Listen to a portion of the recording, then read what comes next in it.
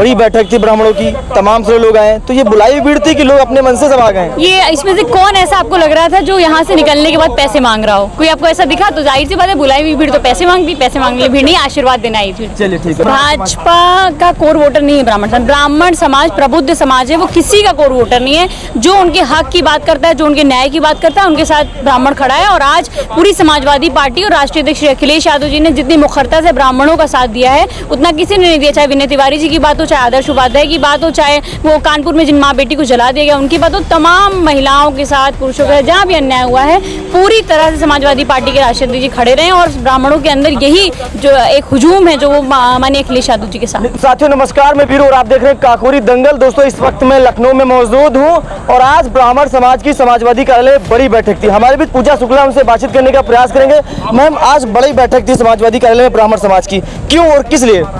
देखिए, आज सारे ब्राह्मण समाज के लोगों को बुलाया गया। किस तरह से हत्याएं हो रही हैं, किस तरह से उनके साथ अन्याय हो रहा है, इस पर बात हुई है। और सारे लोगों ने मिल करके ये निर्णय लिया है कि आने वाले वक्त में 2027 में पूरा ब्राह्मण समाज समाजवादी पार्टी के साथ खड़ा है। क्यों ब्राह्मण समाज क्यों समाजवादी से जुड़ना चाह रहा था? लेकिन कहा जाता है कि ब्राह्मण समाज भाजपा का कोर वोटर माना जाता है, लेकिन भाजपा के साथ क्यों जुड़ना चाहता है? भाजपा का कोर वोटर नहीं है ब्राह्मण समाज प्रबुद्ध समाज है, वो किसी का कोर वोटर नहीं है। जो उनके हक की बात करता है, जो उनके न्याय की बात करता है, उनके साथ ब्राह्मण खड़ा है। और आज पूरी समाजवादी पार्टी और राष्ट्रीय अध्यक्ष अखिलेश यादव जी ने जितनी मुखरता से ब्राह्मणों का साथ दिया है, उतना किसी ने नहीं दिया। चाहे विनय तिवारी जी की बात हो, चाहे आदर्श उपाध्याय की बात हो, चाहे वो कानपुर में जिन माँ बेटी को जला दिया गया उनकी बात हो, तमाम महिलाओं के साथ, पुरुषों के साथ जहाँ भी अन्याय हुआ है, पूरी तरह से समाजवादी पार्टी के राष्ट्रीय अध्यक्ष जी खड़े रहे। और ब्राह्मणों के अंदर यही जो एक हुजूम है, जो वो माननीय अखिलेश यादव जी के साथ। मैं देख रहा हूँ कि तमाम सारे पीड़ित लोग आज अखिलेश यादव से मिलने आए थे।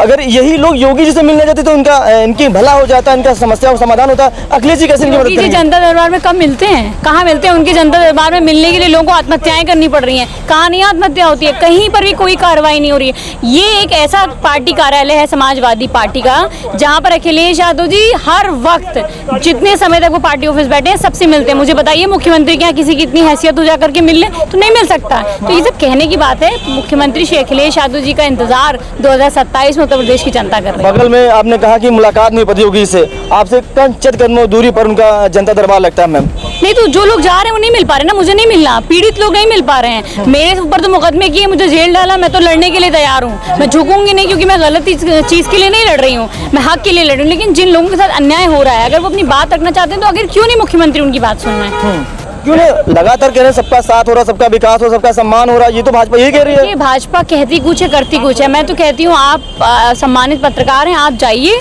और मिल करके देखिए, क्या आपसे आसानी से मुख्यमंत्री मिलते हैं? क्या आपकी बात को सुनते हैं? क्या आपको आसानी से 2 बाइट दे देते हैं? क्या ब्राह्मण समाज इस बार समाजवादी के साथ बिल्कुल तैयार है? बिल्कुल पूरी तरह से तैयार है और हम सब लोग मिलकर के भारतीय जनता पार्टी को हराएंगे। आज बड़ी बैठक थी ब्राह्मणों की, तमाम से लोग आए, तो ये बुलाई हुई भीड़ थी कि लोग अपने मन से सब आ गए? ये इसमें से कौन ऐसा आपको लग रहा था जो यहाँ से निकलने के बाद पैसे मांग रहा हो? कोई आपको ऐसा दिखा? तो जाहिर सी बात है, बुलाई हुई भीड़ तो पैसे मांगती, पैसे मांगने भीड़ नहीं, आशीर्वाद देना आई थी। चलिए ठीक है, बहुत बहुत शुक्रिया।